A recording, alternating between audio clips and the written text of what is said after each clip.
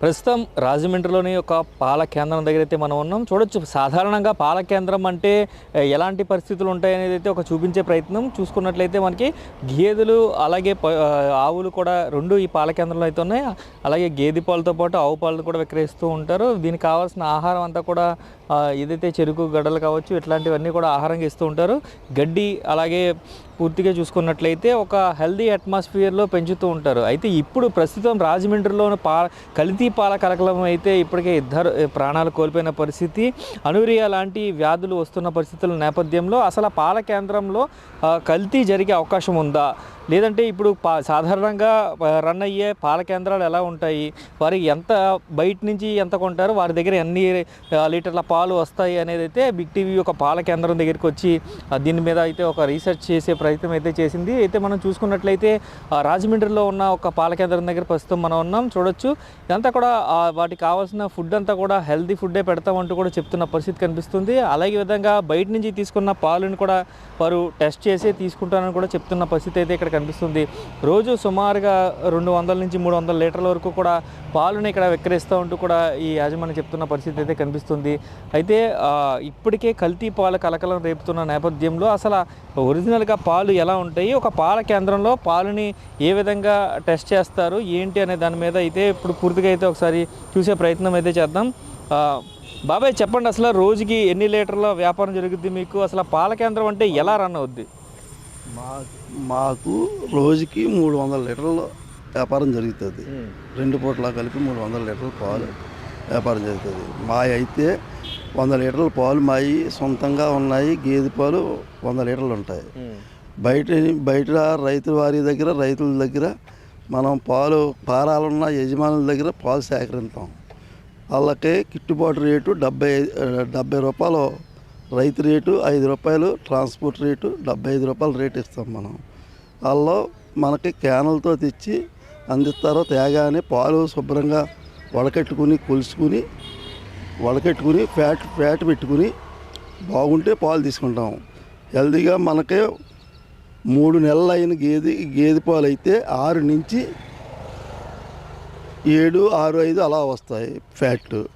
దానికి ఎస్ఎన్ఎఫ్లు గట్రా అన్నీ తగినట్టుగా ఉంటాయి. ఆ ఎస్ఎన్ఎఫ్లు గట్రా అన్నీ చూసుకుని బాగుంటే తీసుకుంటాం, లేకపోతే ఆ పాలు అక్కడితో ఆపేస్తాం.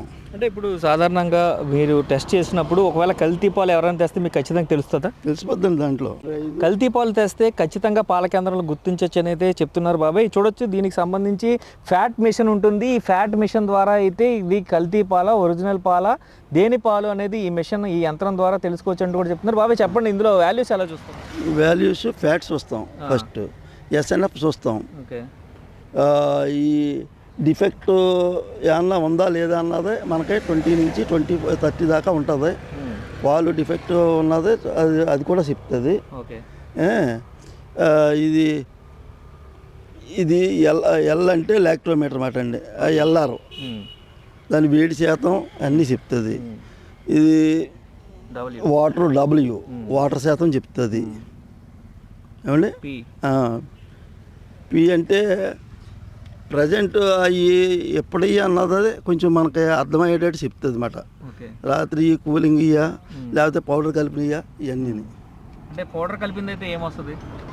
పౌడర్ కలిపింది అయితే 0.00 వస్తుంది. అది ఫ్యాట్ చూపించదు. మిషన్ కూడా పోద్ది. అంటే కల్తీ పాలు వస్తే ఖచ్చితంగా చూపించుతుందో తెలుస్తుంది. వాటర్ శాతం చూపించదో అన్నీ చూపిస్తాయి. పాలు వేడి, పాల్లో ఉన్న డిఫెక్ట్లు ఏమైనా ఉంటే చెప్తుంది అన్నమాట. పర్సంటేజ్ ఎలా ఎంత ఉండాలి, ఎంత చేయాలని. ఒకసారి ఇది చూడొచ్చు, మనం క్లియర్గా అబ్జర్వ్ చేసినట్టయితే దీంట్లో ఫ్యాట్ లెవెల్ అనేది గేదె పాల్లో ఖచ్చితంగా చూపిస్తుంది. చూడొచ్చు, ఎఫ్ అంటే ఫ్యాట్ లెవెల్ అని చెప్తున్నారు. ఫ్యాట్ లెవెల్ 6.5 చూపిస్తుంది. అలాగే చూసుకున్నట్లయితే దీంట్లో మనకి డిఫెక్ట్ ఏదైనా ఉంటే కనుక ఈ 25 పైన ఉంటే కనుక అది డిఫెక్టెడ్ మిల్క్ అని కూడా ఇందులో చెప్పొచ్చు అని చెప్తున్న పరిస్థితి కనిపిస్తుంది. అదేవిధంగా వాటర్ లెవెల్ చూడొచ్చు, ఇక్కడ 0.0 ఉంది వాటర్ లెవెల్. అలాగా ఏదైనా ఎస్ఎన్ఎఫ్ చూసుకున్నట్టయితే 0.76 ఉంది. ఇట్లాంటి వాల్యూస్ అన్నీ కూడా వాళ్ళు ఒక మెజర్ చేసుకుని ఇలాగ ఒక శాంపిల్ వాటర్ చూడొచ్చు మనం. ఈ పాలు శాంపిల్ అయితే ఇక్కడ దీంట్లో పెట్టిన పరిస్థితి కనిపిస్తుంది. ఇలాగ ఒక శాంపిల్ తీసుకుని ఈ పాలు ఎవరైతే రైతులు తీసుకొస్తారో వారి దగ్గర నుంచి ఇలాగ ఒక శాంపిల్ కలెక్ట్ చేసి ఈ పాలని చూడొచ్చు మనం. క్లియర్గా దీంట్లో పాలు కనిపిస్తున్నాయి. ఈ పాలు ఏదైతే ఉందో ఎస్ ఇక్కడ నుంచి కూడా చూసుకున్నట్లయితే ఇలాగ ఒక కేంద్రంలో కొనుగోలు చేసేటప్పుడు ఇలాంటి మెజర్స్ అన్ని ఖచ్చితంగా పాటిస్తాము, కాబట్టి బయట నుంచి కల్తీ వచ్చే అవకాశం అయితే ఉండదు అని చెప్తున్నారు. ఒకవేళ ఉంటే అలాంటి పాలను మేమైతే కొనుగోలు చేయమని చెప్తున్న పరిస్థితి కనిపిస్తుంది. సుమారుగా రోజుకి 300 లీటర్లు అమ్ముతున్నారండి. ఎంతమంది కస్టమర్లు వస్తారు బాబాయ్? వస్తారండి 400 దాకా వస్తారు.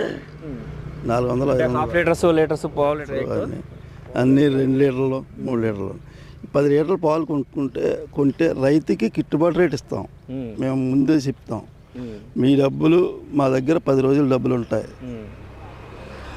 తేడా వస్తే ఈ 10 రోజుల డబ్బులు ఆగిపోతాయి, పాలు తీసుకోము.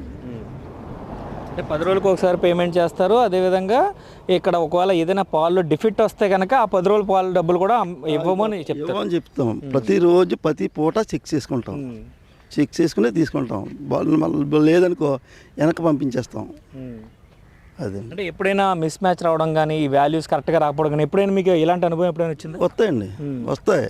వస్తే అలా వాడడం, వాళ్ళు ఫస్టే తెచ్చినప్పుడు అన్నీ చెక్ చేసుకుని వాళ్ళతో మాట్లాడతాం. ఇప్పుడు నేను పాలు పట్టుకొస్తాను అన్నాడు అనుకోండి, ముందు శాంపిల్కి ఒక 5 లీటర్ల పాలో 3 లీటర్ల పాలో తెమ్మంటామండి. తెమ్మని చూసుకుని వాళ్ళ పాలు మనకు నచ్చితే, అన్ని రకాలుగా నచ్చితే మనం ఉంచుకుంటాం, లేకపోతే ఆ పాలతో పాటు ఇచ్చేస్తాం, వెనక్కి పంపించేస్తాం. అంటే ఇప్పుడు ఒకవేళ ఈ వాల్యూస్కి సంబంధించి కరెక్ట్గా రాకపోతే అది కనుక ఒకవేళ ఫెయిల్ అయితే కనుక వాళ్ళకి మీరు ఎటువంటి సూచనలు ఇస్తారు? అంటే ఎందుకు, అంటే ఎప్పుడైనా మాకు తెలిసిపోద్దండి. ఇప్పుడు వాటర్ కలిపితే వాటర్ కలిపాడని చెప్తుంది, ఏదైనా పాల ప్యాకెట్లు అవి కలిపితే పాల ప్యాకెట్లు కలిపినట్టుగా తెలుస్తుంది. అన్నీ ఎస్ఎన్ఎఫ్లు గట్ట అన్నీ కరెక్ట్గా వస్తాయండి.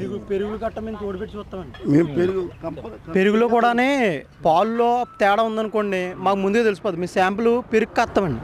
ఆ పెరుగు అయిన తర్వాత దాని చరిత్ర అంతా తెలిసిపోద్ది మాకు. ఇది మాకు పనిచేయదు అని చెప్పేస్తాం. మొదర గేదె పాల లేకడ గేదె పాలు అని తెలిసిపోద్ది. కల్తీ పాలు అనేది మేము ముందుగా గుర్తించగలం, ఎందుకంటే పాలలో మేము మునుగున్న వాళ్ళం కాబట్టి. అంటే ఇప్పుడు పాలు కాచినప్పుడు కానీ లేదా పెరుగు పెట్టినప్పుడు కానీ అంటే దాని క్వాంటిటీని బట్టి లేకపోతే ఎలా గెస్ చేస్తారు మీరు? గెస్ చేస్తాం ఏముందండి సార్, ఇప్పుడు లేగడ పాలు అయితే 1 నుంచి 10 రోజులు ఈయన దగ్గర నుంచి 1 నుంచి 10 రోజులు ఉన్న పాలు అయితే అవి పాలు పెరుగు జిగురు వస్తుంది, పైన మేగడ కట్టదు, తక్కువ కడుతుంది. పాలు నిలవ ఉంటే ఇరిగిపోతాయి. ఒక 2 రోజులు ఒక 3 గంటలు నిలవ ఉన్నాయనుకోండి, పాలు వెంటనే ఇరిగిపోతాయి. అదండి, పాలు ఇరగాలి కానీ 3.5 గంటలు ఉంటుంది మినిమం. బయట 3.5 గంటలు మినిమం ఉంటే కంపల్సరీ పాలు ఇరిగిపోతాయి. లైట్ వేడి తగలకూడదు అని అది జాగ్రత్తలో. 3 నెలల తర్వాత గేదె పాలు అయితే 5 నుంచి 6 తర్వాత దాకా వస్తాయి. ఈయన తర్వాత అది మేము పెరుగు కంపల్సరీ ప్రతి వాళ్ళే ఒక 1/2 లీటర్ పాలు తీసుకుని తోడెట్టుకుని ఓకే అనుకుంటేనే వాళ్ళకి ఎంట్రీ ఇచ్చేది, లేకపోతే ఇవ్వం. ఎలాంటి ఫుడ్ పెడతారు భయ్య మీ దగ్గర, మీ ఫామ్లో ఉన్న? నేను చెప్తాను కరెక్ట్గా. చొప్పండి, చొప్పేస్తాం, ఎండుగడ్డి వేస్తాం, అదిగో గడ్డి మెరక గడ్డి, మొక్కజొన్న, ఈ ఇంగ్లీష్ గడ్డి, ఈ గడ్డిలు వేస్తాం, ఇవన్నీ వేస్తాం. హార్లిక్స్ పొట్టు, వల్లబా కణికలు, తవుడు వేస్తాం మేము.